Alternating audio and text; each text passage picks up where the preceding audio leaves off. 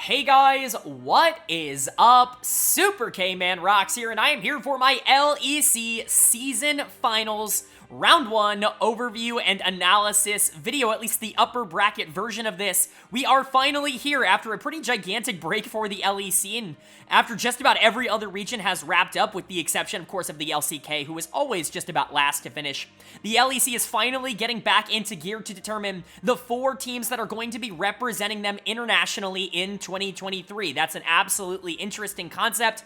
And obviously, all of these teams are very interesting to talk about. The way that things have shaken up in terms of the LEC this year has been very volatile. No team has really dominated outside of G2 to the point where they've really felt locked for Worlds by any stretch. And so every single team is going to be playing for an opportunity, or at least the 6 teams that are in this tournament are going to be playing for an opportunity. And I could really see a world in which all of them end up getting in. Now, in today's video, we're going to be going over the upper bracket games, which means that the winner of today's series, the 2 winners of today's 2 series, are going to qualify for Worlds, the Swiss stage at the World Championships. They're not going to have to worry about potentially being the number 4 seed because they will automatically be slotted into winners finals, which is obviously a very big deal. So a lot on the line in these 2 series today, but I would love to know what you guys thought of them down in the comments section below. Did you expect things to go the way that they did, or were you kind of surprised with maybe some of the outcomes? It's going to be interesting to kind of talk about them, but without further ado, let's jump right into it. If you are new here, what we do on this channel is we're going to go game by game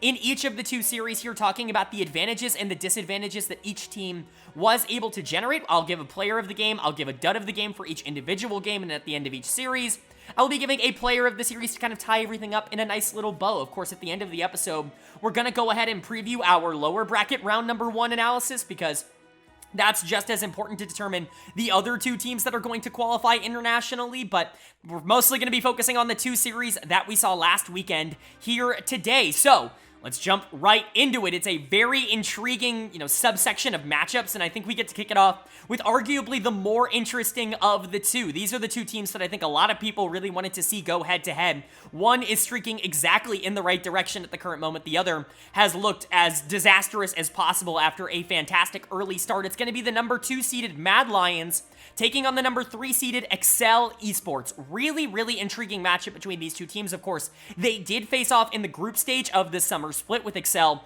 coming out on top in that best of 3, but it's a best of 5 now, so certainly a little bit of a different circumstance, and Mad felt really off in the summer split. There really is no other way to kind of describe it.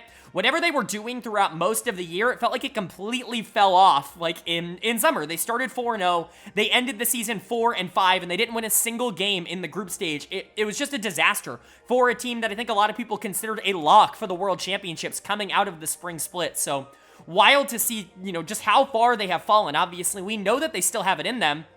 They very well could have been sandbagging that final split. It didn't really matter what ended up happening to them in summer. Maybe they were just trying some stuff out. Maybe it just wasn't their meta. You have no idea what could be going on mentally for them, but it is worth noting that they are incredibly cold at the current moment, and they're going to need to break that trend in order to take this series, because they're facing Excel, who's coming off of a finals appearance, the first one in their organization's history. And talk about a team completely overperforming what the expectations were in the final split. They went 10th in winter, they went 10th in spring, and then they get 2nd in summer in order to get here into the upper bracket, which is obviously very important. But Mad Lions really is a team that they can beat. This is a winnable series for Excel, certainly. Mad obviously is a good team, but Excel absolutely has to be considered favorites in current form going into this series, and that's what I predicted. I predicted Excel to be able to pick up this series and to be able to move on. But again, Mad could just kind of turn it back on. They're one of those teams that I think really does step up domestically when they need to, and I think that has been clear over the course of this year. They didn't really need to step up in summer. They had already secured a top 2 seed here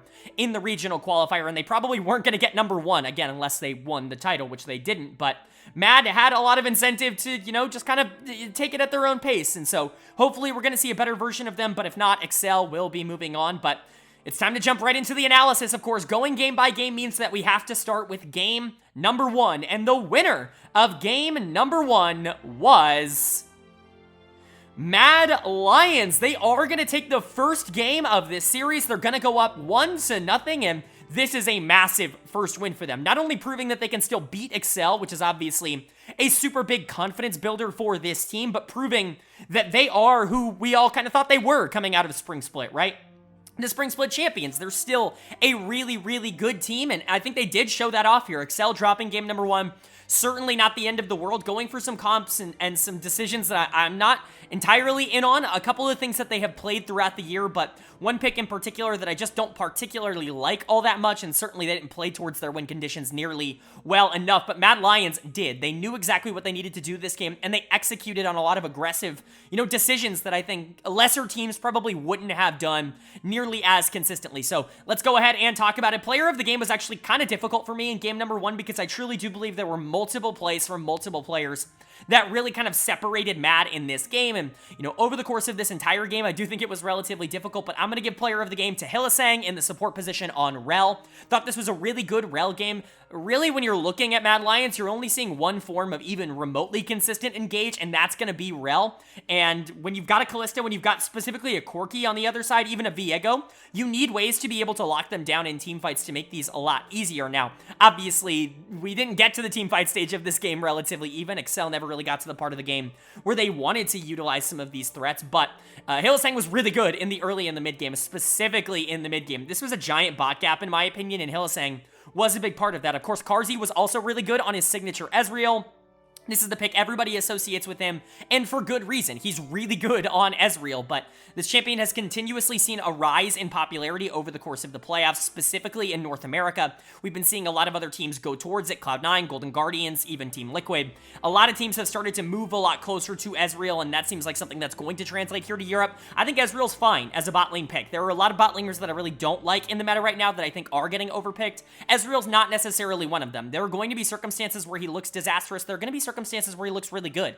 And I think that in a comp like this, it can absolutely work out. Now, jungle mid absolutely has to be pointed out on the side of Mad Lions. Elyoya in particular very narrowly got my player of the game here. He did more damage than the Viego. He did more damage than the Kalista. Just a really good Ivern game. Elyoya was a big reason why this team ended up taking such a major step back, specifically in the group stage. Obviously, Niski struggled a ton in the regular season, but I think Elyoya was the one that I was really concerned about as we got into the best of threes, but it's good to see him continue to kind of raise his his quality again, if you will. It raised the quality of his play on this Ivern. He's always been someone who has stepped it up when it matters the most. He's, in my opinion, still the best jungler in Europe. I think that's obviously relatively controversial after the end of Summer Split, but Elyoya has proven enough to me at this point to at the very least include him in that conversation, and this was that kind of performance. Niski was really good on the Azir, a couple of really good engages with that Shurima and Shuffle to kind of follow up on what Hylissang was doing.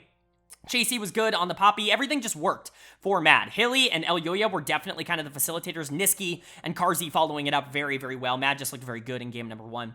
And then for Excel on the other side, I just don't like this composition. You're indexing pretty hard into both early and late game without ever really giving yourself pressure in either, right? You're drafting the Renekton, you're drafting the Kalista Alistar in order to try to create a lot of pressure, in order to try to create some advantages in the early game, but you didn't play towards your bot lane nearly enough for that to matter. Even if Odo did win, which obviously he did, there wasn't enough pressure on that side of the map to actually make it worth it. And then you've got late game scaling in Viego and Corki, but the problem is Kalista needs that assistance early. She's going to need to get fed because that's what Kalista needs to do, specifically into something like Azir, right? You're just going to get outscaled in terms of damage. He's going to do what you do in the late game, but better. But neither Corki nor Viego are really going to be able to help her out all that much in the early game. So by the time they hit the mid game, nobody was strong, and they ended up just kind of folding in a lot of these fights. Dud of the game for me is going to go to Patrick on the Kalista.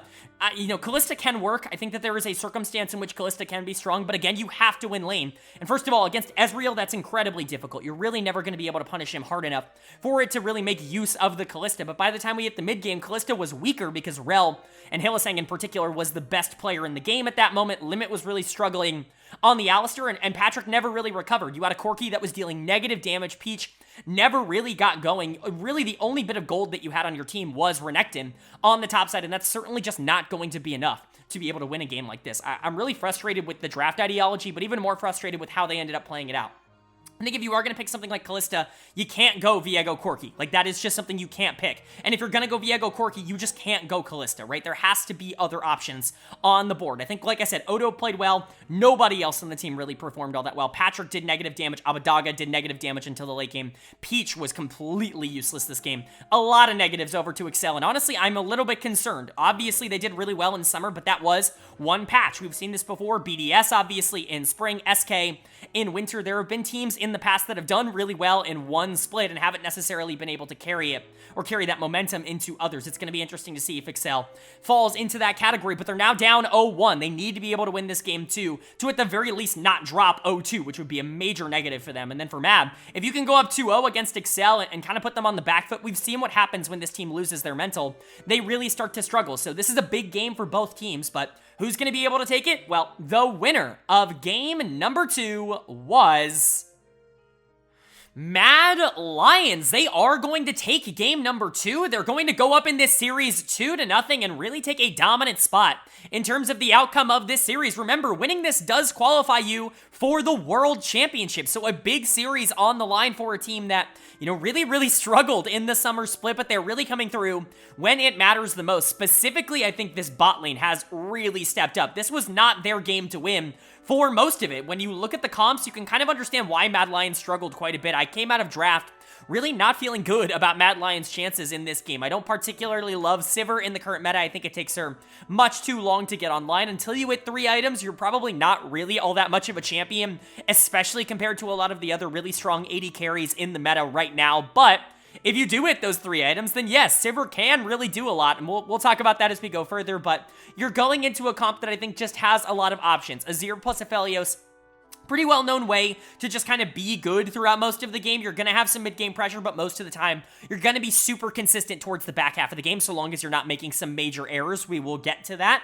And then you've got a Renekton who is super fed up on the top side, doing a lot of damage, doing a lot of good work. Odoamne has been really good across this series up until this point. The problem was that Excel just made some major mistakes towards the back half of this game. They were able to generate a pretty solid early game lead, and it looked like this series was going to get tied up 1-1, but Mad Lions never gave up, and those late game team fights ended up going their way, so they're able to make the comeback real. Let's go ahead and talk about it, though. Player of the game, no brainer, is going to go to Carzzy in the bot lane. Carzzy has really stepped it up recently when the rest of this team was really struggling in the summer split. Elyoya, Niski, even Hilly to an extent. Chasey was definitely struggling. When those players weren't playing up to the standard that they had maybe been playing up to over the course of this year and even last year, Carzzy, ironically enough, was the most consistent member of this team. I say ironically because that's not necessarily what Carzzy is known for, is consistency, but he's been really good for this team over the course of like the last month or so.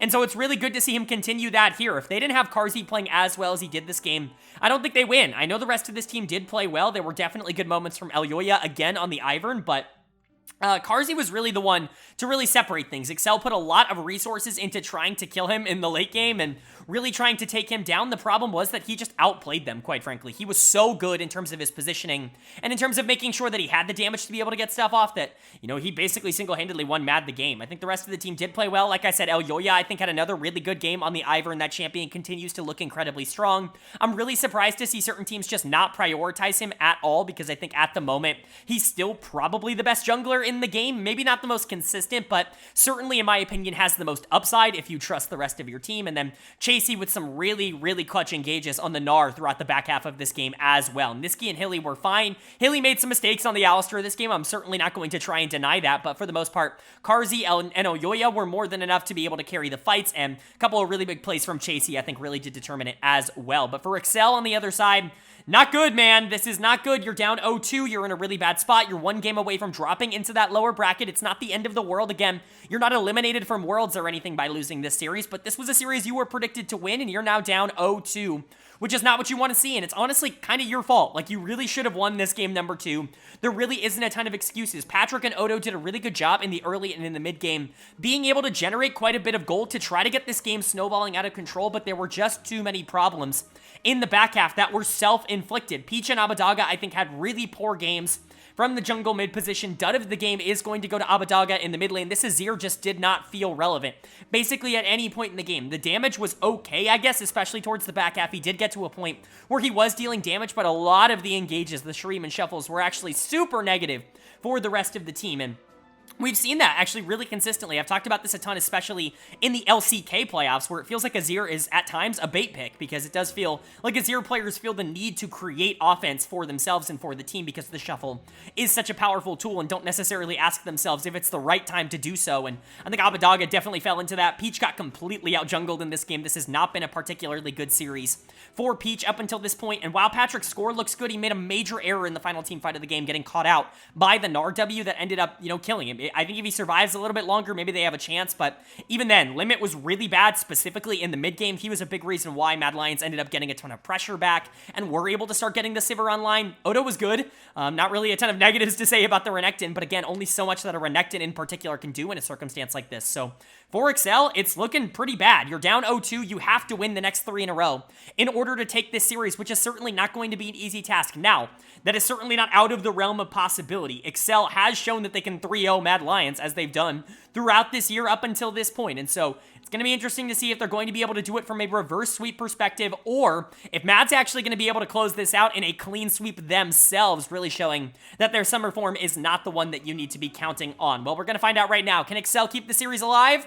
The winner of game number 3 was Mad Lions. They are going to do it. They're going to take game number 3. They're going to be able to take this series in a clean sweep, and they're going to be the first team from Europe in 2023 to punch their ticket to the World Championships. Congratulations to this team. I think a lot of us counted them out. A lot of us really started to underestimate them with just how poorly they were doing in the summer split, but underestimate them no longer, right? They're doing incredibly well at the moment, and we see that in this series against Excel, where they were, quite frankly, just the better team throughout all 3 games. Excel is not a pushover, or at least we don't presume they're going to be a pushover. They certainly didn't look great in this series, but Mad Lions made this look like an absolute cakewalk, and this is kind of what we wanted to see out of this team. Really, at the end of the day, they're coming into this tournament as the number 2 seed. This is not an upset. It's 2 seed beating 3 seed. We shouldn't be surprised to see Mad Lions moving on. However, obviously, we hadn't seen that in recent weeks, in the recent months, and so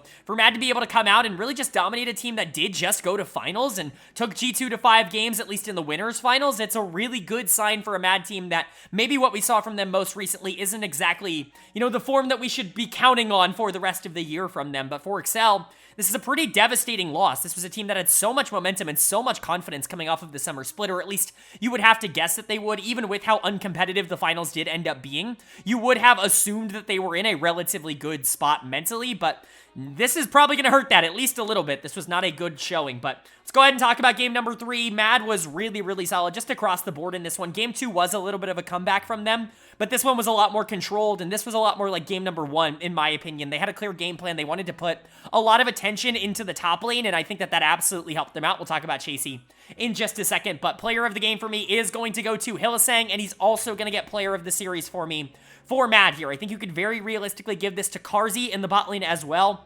I think one of those two absolutely should be getting player of the series. This was mostly a bot gap in my opinion. Not that Patrick himself was notably horrible. I think he was probably the best he was probably the second best performing member of Excel in this series. Did make a couple mistakes. I'm certainly not going to pretend like he was perfect, but I mean, Limit was a disaster. We will get to that. And Carzzy and Hilly just were fantastic in this series. Carzzy doing a really consistent amount of damage, really being able to set up the rest of his team to do basically whatever they wanted, and being a reliable carry in the late game, specifically in game number 2, and Hilly just being that perfect initiator. He was awesome in game 1. He was even better, in my opinion, in this game number 3. Just really good stuff coming out from Mad. It was very, very much what you wanted to see, what we were seeing from them throughout the rest of the year. What we saw from them specifically in spring, I think, was a lot closer to what we got here. Elyoya was also right back into form. 2 games of Ivern, a game of Poppy, no carry games, which is fine. Elyoya isn't somebody who necessarily needs to carry games. We learned that not only earlier this year when the team was really succeeding, but last year as well. He's done a much better job of taking more of a secondary carry,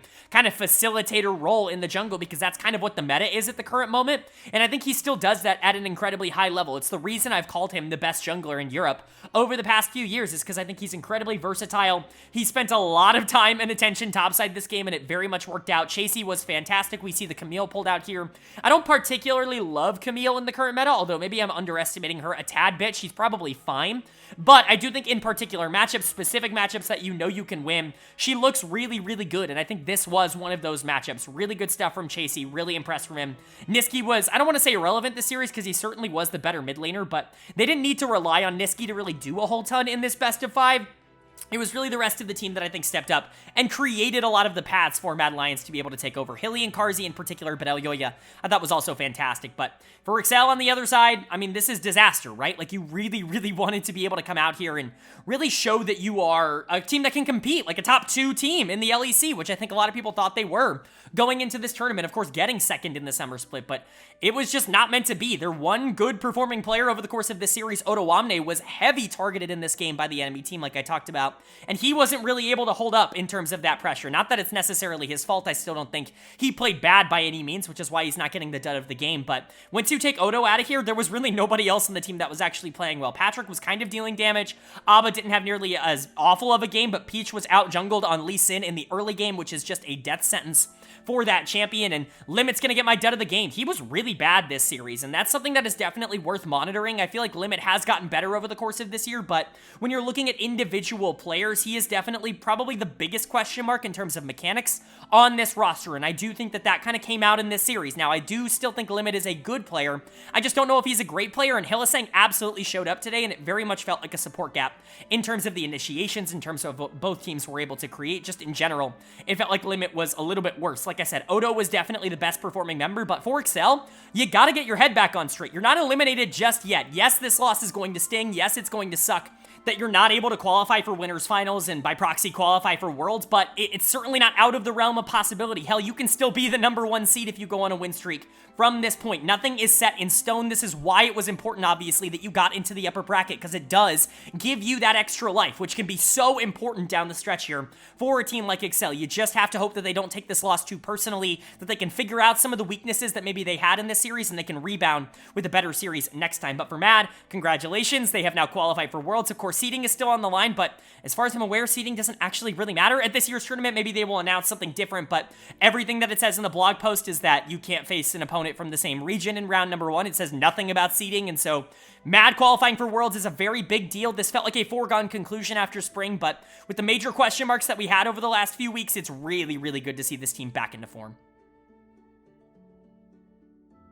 But now that we've covered our first of the upper bracket series, it's time to jump into the other one. You know, I think the first series definitely had some room for potential movement in terms of upsets, in terms of who was going to be moving on into that World Championship spot, that winner's final spot. But this one, I think, is a little bit more, I would say, predictable in terms of the outcome, or at least that's kind of what we're all expecting going into a series like this. Of course, I'm talking about the matchup between the #1 seeded G2 Esports and the #4 seeded Team BDS. Now, I want to make it very clear, nothing I'm about to say in terms of this series being uncompetitive on paper has anything to do with how good I think BDS is in relation to the rest of the teams around them in the LEC. I actually like BDS quite a bit. I think that they're a pretty good team. They're certainly pretty consistent with the exception of whatever happened over the course of the summer split. However, they're going into G2, and that is a disastrous position to be in here in the upper bracket because they are so clearly the best team in the LEC at the current moment. It just doesn't feel like anybody is even remotely on their level in terms of what they've been able to do. They've barely stumbled over the course of this year, only losing one major best of 5 over the course of this year, domestically at least, and that was, of course, to Mad Lions in the spring split. They won winter, they won summer, and they lost to the champions in spring, and even then, they went back and beat Mad, not only in, they beat them in winter, they beat them in summer domestically, but then they beat them at MSI right after spring split as well. So I think there really isn't a lot of contention. G2 is the best team in Europe and really has put themselves like head and shoulders above basically everybody else, which is why I think a lot of people, me included, are expecting the series to not be relatively close because G2 really is that much better than everybody else in the region at the current moment. Now, like I said, BDS is an interesting team and they have some interesting players, specifically Adam and Crowny. They are so important towards what BDS wants to do and what they have been able to do over the course of this year that, them stepping up and them having a really good series could make things a lot more interesting. Adam can be very feast or famine up in the top lane, and so if you get a good version of that, if he is just straight up better than Broken Blade, which I certainly don't think is out of the realm of possibility, I think this could be a pretty okay series, at least on that side of the map. And then Crowny and Lebrov, for a lot of this year, were looking like, arguably the best bot lane in the LEC. Crowny in particular was looking fantastic in that AD carry role. Now, Hans and Mickey are about as consistent as it comes in the bot lane in Europe. But if anybody's going to be able to take them down in round number 1, it's Crownie and Lebrov. Probably the hardest matchup G2 could get, not in terms of talent, but in terms of matchup, but I still don't think it's going to be enough to be able to take them down. I would expect G2 to be able to handle it because I really do think that they are just better, but we're going to have to find out right now because, of course, going game by game means we get to kick it off with game number 1, and the winner of game number 1 was G2 Esports. They are going to take the first game of this series. They're going to go up 1-0 in this series, and this was a pretty classic G2 win. This was just a strong showing and a strong performance from a G2 team, but they did it in a classic G2 way, which is to say, kind of limit testing at the same exact time. That's something that this org has kind of gotten in trouble with over the past few years, is they've actually been a little bit, I don't know, a little bit laissez-faire in terms of actually taking some teams seriously, especially when they're already positioned in a good position, which oftentimes they are because they're just a really good team. And I think that you could make the argument that this draft is kind of a credit to that, but BDS went with something that I think is a little bit more volatile, a little bit less consistent in terms of what they're going to be able to output early, especially, and I think that that really hindered their ability to stop a lot of the aggression that was coming in from G2 in the early and in the mid game, specifically on the top side of the map. As soon as G2 identified that if they could shut down Adam on this Renekton, that BDS really didn't have any ways to contest any of the early objectives, then I think all of a sudden the game got significantly easier for G2. You could scale up into that late game. They've been playing a ton of Kog'Maw Braum. It's by far their most played bot lane. Nobody else is playing these two champions nearly as much as G2. Now, Braum does get play, but it is Mickey's best champion on the year, most played champion specifically over Summer Split, and we all know that Hans has been very favorable towards that Kog'Maw, so I'm not surprised to see it, but what I am surprised to see is my player of the game, Broken Blade, up in the top lane, bringing out the Kled in game number 1. Kled is certainly not a pick that EU fans are not accustomed to. He's kind of just been in and out of meta over the past couple of years. Certainly a pocket pick for a lot of fan favorites, Broken Blade included, up on the top side of the map here in the LEC, and that absolutely came back out here. It's always been a relatively good matchup into something like Renekton, specifically if you're going to get as much pressure on the map as Broken Blade did. Yike did a really good job of using Rel's early advantage here, the full engage potential that Rel offers, and just the amount of lockdown that if you have damage, like, you can burst basically anybody on the map with what Rel can do, even pre-6, right, but especially post-6, like in the early to mid game. And Broken Blade, I think, definitely took advantage of that, but I really do think if the top lane is going to go this way, if Broken Blade is just going to dominate this matchup 1v1, if he's going to be able to generate a ton of pressure on that side of the map without really any sort of recourse, then I don't think that this series is going to be relatively close for BDS. I talked about it in the preview, but Adam is so crucial towards what this team wants to do. Crownie obviously very important, and we'll get to that bot lane matchup in a second.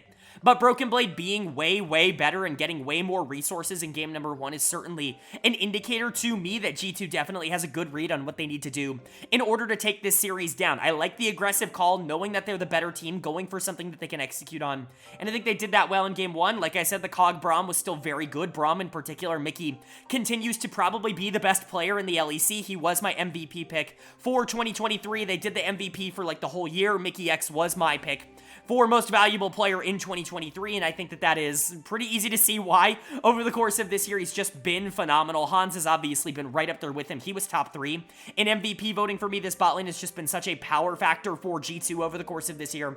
Not surprising to see them play well. Like I said, Yike was very good. Caps didn't really have to do all that much this game, but what he did was create pressure and make sure the Kai'Sa didn't get too far out of pocket, and I think that was a big enough positive. Overall, just a good game from G2. And then for BDS on the other side, Adam really struggled, and again, that's going to be a pretty major problem for this team. They do actually rely on topside, maybe a lot more than you would expect. That's something that's a little bit more common in the LEC than I would say almost any other region. The LCK at times can border on that, but I really do think that LEC top laners are probably the most relied upon of any of the regions, and it's certainly interesting to see that, but Adam struggled. He's going to get done of the game here on the Renekton. Certainly not a performance to remember from him, and I think if he is going to lose in the early game on a champion like Renekton, allow things like the Kog'Maw Braum to scale up, allow the Kled to get to the part of the game where he can just side lane and join a fight late, like, that's a really big problem, and there's really no way to stop the snowball from that point if you are BDS. I don't necessarily think it was entirely his fault, but it is worth noting that he received a lot of pressure in this game, and he didn't exactly do a whole ton with it.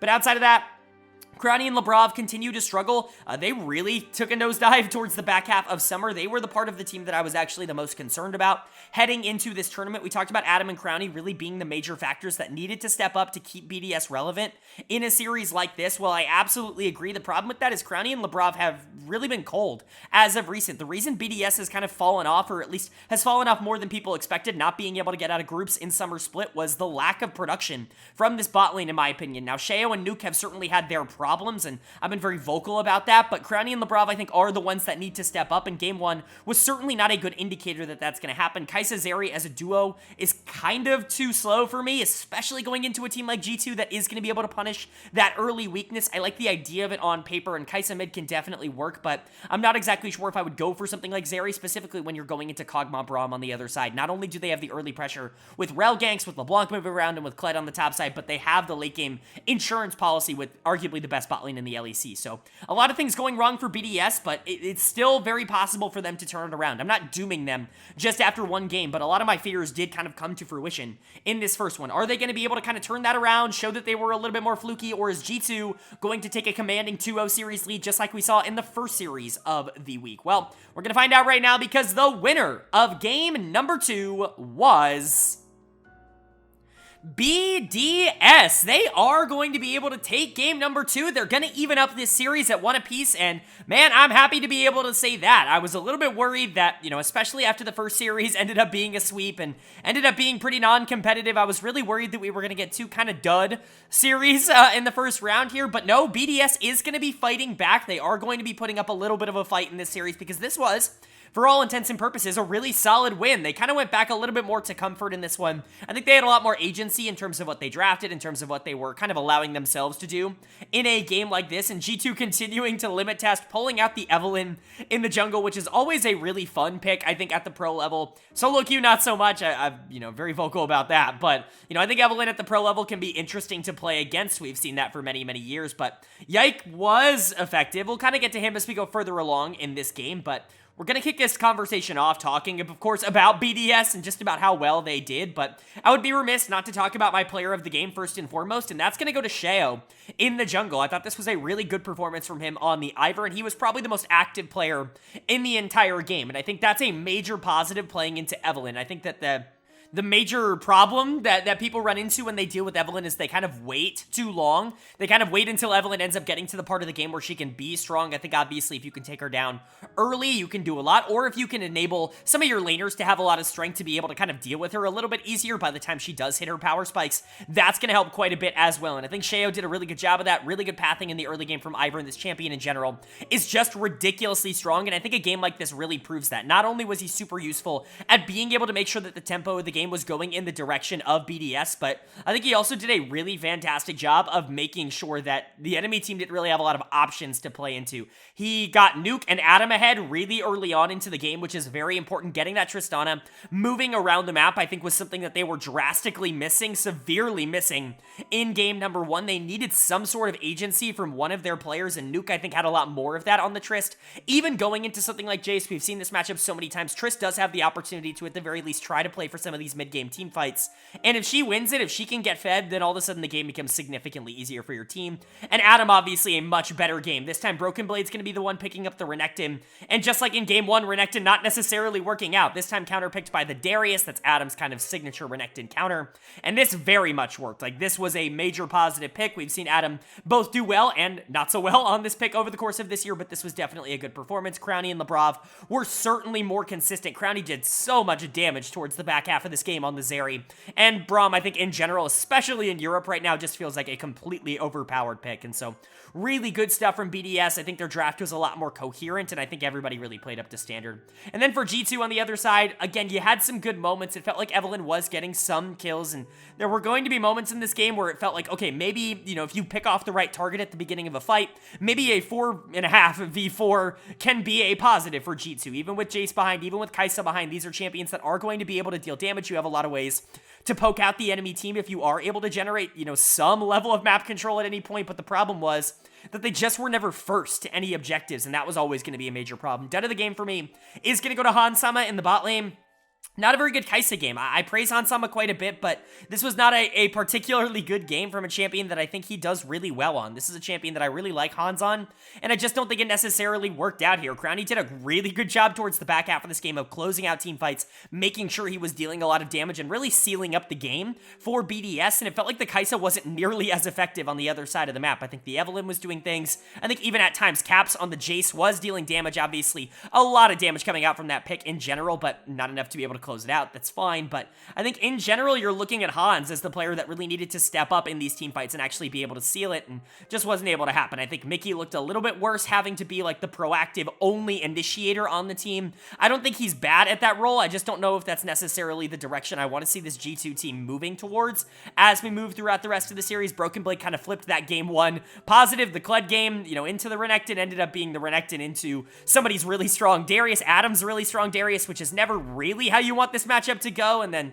like I said, Yike and Caps were trying to make plays, but for the most part, they just didn't have enough firepower. Evelynn cannot be your primary carry in a pro play game. It's just not really going to work out. And so for G2, it's okay. You're not going to worry too much. It's still a 1-1 series, but you'd love to be able to take control back of this series and go up 2-1, prove that you still are the better team. And for BDS, you've gotten a lifeline in this game. Tying up the series, turning this into a best of 3 certainly gives you a much better chance, obviously, but especially if you're able to take control, if you're able to win game 3 and you only have to win 1 of the final 2, that would be massive for this team to keep themselves alive and to keep their hope of moving on to Worlds alive for the first time in their organization's history. But are they going to be able to take game 3, I should say, or is G2 going to regain control? Well, the winner of game number 3 was G2. They are going to take game number 3 of this series. They are going to regain control, like I talked about in the previous game, and they're going to do it with something that honestly is, again, pretty G2 of them, a comp that generally speaking I would kind of dislike because, quite frankly,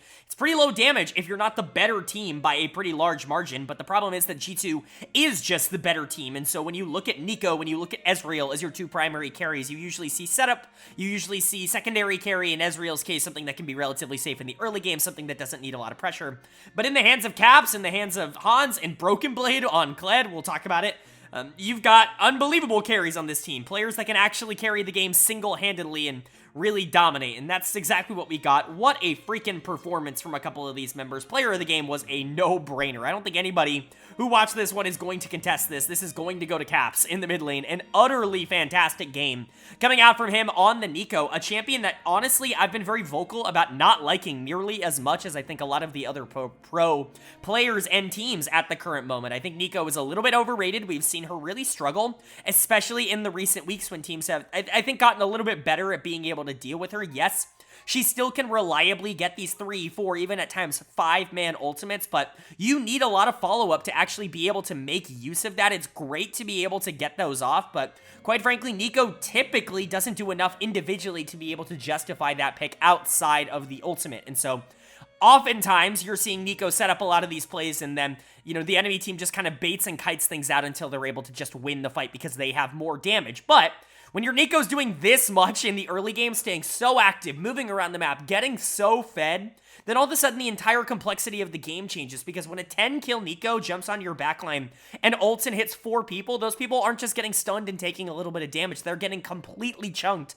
And Ezreal and Kled and these typically secondary carry-oriented champions all of a sudden become infinitely more valuable because of what they can do to follow up on that Nico engage. And so really good stuff coming in from them, but it all centers around Caps this game. It really does all center around this Nico being incredibly strong, being really good in the early game, moving around the map, and just being active alongside the jungler. This is the Caps we wanted to see, especially in a performance like this. He's been a lot better as of late, and we've seen him do really well, and at times, I guess, really poorly on this champion when he's limit testing a little bit too much, but it does feel like he's locked in on this Nico now, and it's very scary to play into. Of course, Broken Blade was also really good on the Kled. I'm not going to say that Renekton feels like a bit of a bait pick this series, but Renekton feels like a bit of a bait pick this series. Red team has consistently selected Renekton early on, I think first pick in all 3 games, and it's been a problem in all 3 games. All 3 games it has lost early, it's been counterpicked by a signature champion of the other player, and it's really, really struggled. And Broken Blade again going back to the Kled here in game number 3, and again creating a lot of side lane pressure and just honestly being better in the 1v1. It really does feel like it's just going to come down to not picking Renekton that ends up being a positive for every team here. Yike was was really good on the Rel, but he's been good on that champion all year long. Hans was good on the Ezreal, Mickey was solid on the Rakan, but again, most of this game is going to be off of the back of Caps, and I think that they're going to be just fine being able to say that. He's done that more than once for G2 teams in the past, and they've certainly never complained. And then for BDS on the other side, some good and some bad. I really don't think that this team ever really held any sort of pressure in the game. You don't really lose in 23 minutes if you're kind of dominating any part of the game, or at least generating a consistent amount of pressure. Now, Nuke on the Azir was able to pull back some damage, especially towards the back half of the game. It really was, you know, he was at least trying to put up a fight, but nobody else on this team had any semblance of gold, and that's a problem when you're playing Renekton and Xayah, who are just going to get outscaled in a comp like this. Maybe not Xayah nearly as much, but Crownie, I think, played really poorly. His positioning this game was really bad, consistently caught out not only by either Rakan or Rel engages, but by the Nico as well. Obviously, this is much more difficult to play into because there are a ton of reliable ways to be able to get on that backline. The Kled ult, Rel and Rakan engages like I already talked about. Nico ultimate can be a problem. There are a lot of different ways to make this Xayah a lot more, a lot less valuable is what I'll say, but I do think Crownie just needed to position better. He wasn't really able to do anything in this game, and I think that that was a major problem because, again, you drafted Ivern, and you need carries to be able to play off of with Ivern, even if Sheo really wasn't all that bad.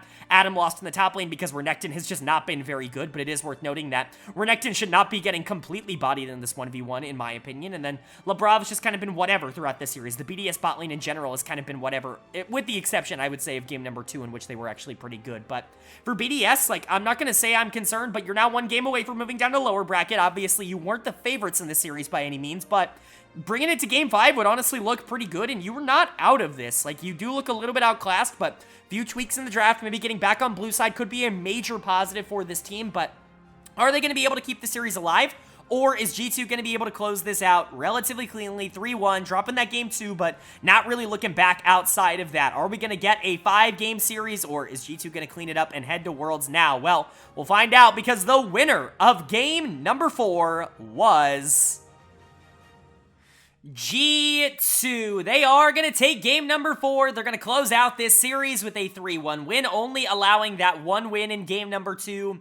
And they are officially going to lock their place into the World Championships here in 2023. Not that that was really all that up for debate going into this tournament. I think we all kind of expected G2 to be a Worlds team at the very least. Now, maybe they get upset, maybe something happens where they're not the number 1 seed, but for them to clinch this World spot, I don't think a ton of people are going to be incredibly surprised by that, but I do think that it's good to see them go out and do it, and I think especially because Game 4 was the closest game of this series, certainly basically for or against G2, I think it is good to see them go out and actually play as well as they did in this one, in this series. I think a lot of their players are looking really good at the moment. A lot of the players that people were concerned about, especially around MSI time internationally, I think have really stepped up over the back half of the year, and I think this team is looking pretty darn good moving into not only, you know, Worlds, obviously, but Winners Finals here in the season finals. They want to be the champions of the LEC as well. I certainly think that's something that is going to be heavily on their priority list if I had to guess, but for BDS, like I said for Excel earlier, you're not eliminated yet. You're just moving down to the lower bracket, but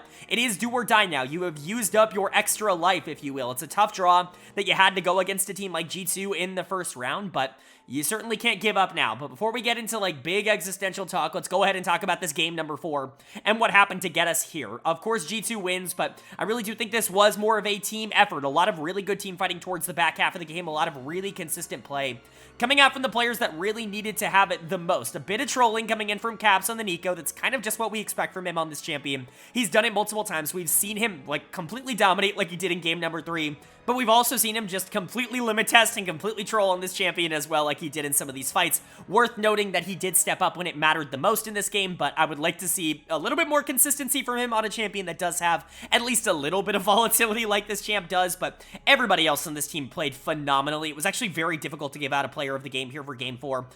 I mean, give it to either member of the bot lane. I think that really is where I was going to go. I'm going to give it to Mickey X because I think the setups from the Nautilus were the most important part for G2 in this game. I think a lot of the hooks were incredibly crucial. A lot of the peel coming out from Nautilus in the back half of the game was incredibly crucial. Mickey's just so perfect at this role. He's the best support in the West, and it's not particularly close. He just kind of outpaces everybody in terms of what he is able to do for the rest of his team in that role. It is so noticeable, the impact that Mickey is making, and I think everybody really notices it at this point. Hans, obviously, was very close to getting this player of the game because he did infinite damage on AP. Kai'Sa, this champion, just throws out a W and does half of everyone on the enemy team's health, including the Jax and the Maokai, and it's really like, okay, I don't even really know what I'm supposed to do. In this instance, how do you play against this? Kai'Sa's just so strong. This was a much better game number 2.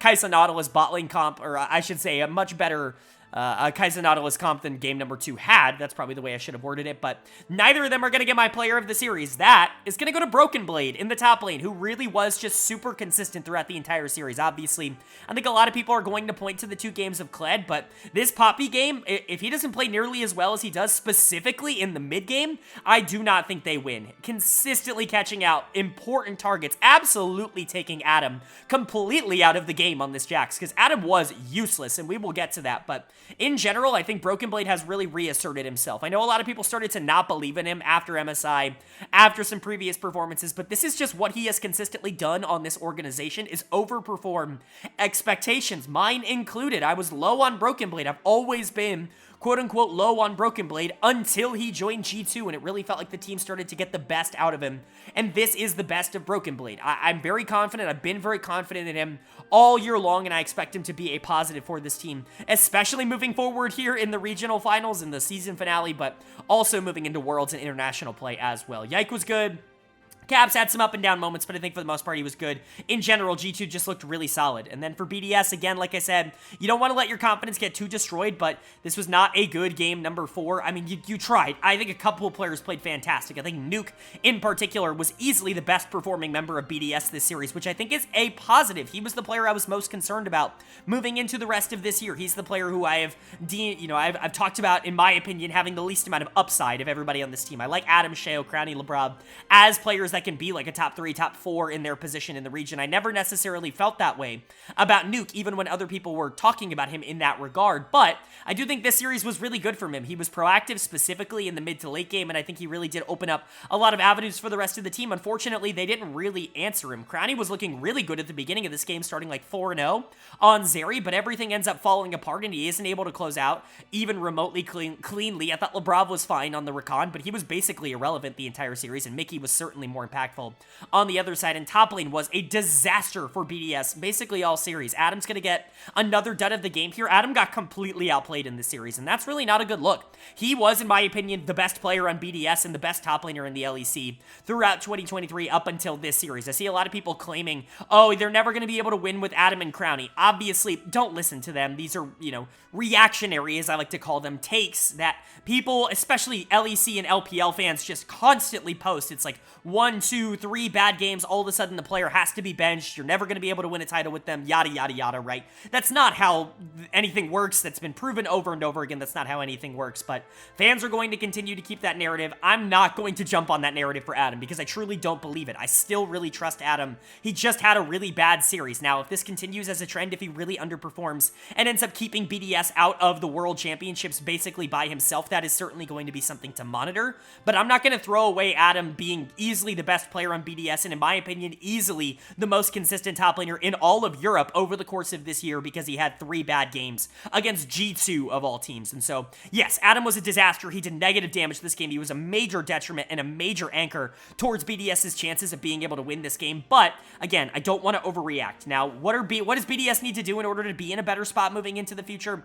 I'm not entirely sure of that. It's going to be interesting to see if these players can just get their positive mentality back, because I do think when they're playing aggressive, especially early game, I think that's their best. Sheo and Adam in particular, I think, do a really good job of setting the tempo early, and Crowny's a great fallback plan, but everything has to start falling into place. We need to see that spring version of BDS again, or else, they're in danger of not even going to Worlds after making finals in spring. And then for G2, they're now at the World Championships. They're moving on to Winners Finals to take on Mad Lions. We'll preview that in a second, but really, really fun weekend just in general for these games, and a really, really nice win for G2. Congratulations on them making Worlds again. Not entirely surprising. I think we all kind of knew that this was going to happen moving into the season finals, but for G2, you've just got to be excited that the Kings of Europe have officially reclaimed their throne and are going to be moving back into an international tournament.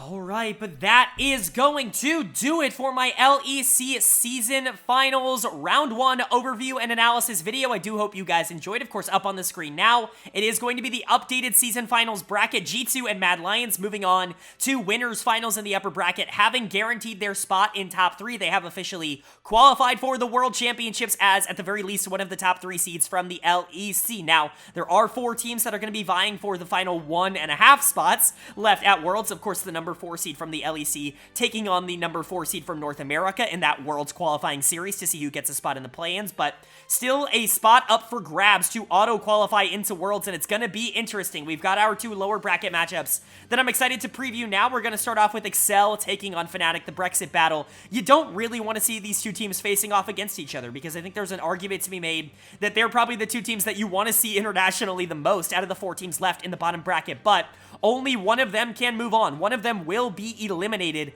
at the end of the series. One of them will not be going to Worlds. Will it be Excel or will it be Fnatic? Honestly, I don't know. Excel dominated the last time they played, but can I really expect Fnatic not to make Worlds, this organization that seems to always find a way to overcome the odds no matter how they're playing to get into that World Championships? Am I going to predict that they're not going to be able to do that again? Am I going to predict that Excel, an org that has historically underperformed their talent level, is going to be able to overcome that? It's hard to say. I truly do believe Excel is the better team, but the Fnatic mojo is too strong, man. I'm going to predict Fnatic to win this series. I'm going to say it's close. Like, I certainly do not feel confident in predicting Fnatic. I could see Excel just winning like they did in summer. They proved that they were the better team there, but I feel like Excel's magic has run out a little bit. I think teams are starting to figure them out a bit more, and I think Fnatic's going to be the beneficiary of that. I think if Razork and Humanoid in particular can have really good series, it's going to be a wrap, and I think I'm going to predict Fnatic to move on here. And then for BDS versus SK, this one I feel a little bit better about. SK has certainly played above their talent level all year long, but I really like BDS as a team, and I really do think that they are actually genuinely a very good League of Legends team, and they really should be the ones to move on in this series. I think if SK wins, I'm not going to be entirely surprised. There have been bigger upsets for sure in the LEC in 2023, but on paper, you just have to imagine that BDS is going to be better. I imagine Adam will do better into a player like Irrelevant that is still very good. I don't want to discredit Irrelevant. He's solid, but he's not Broken Blade. He's not going to be able to get the same kind of resources that I think G2 dumped into the top side. And as much as I do like Exakick and, DOS, and especially Exakick, right?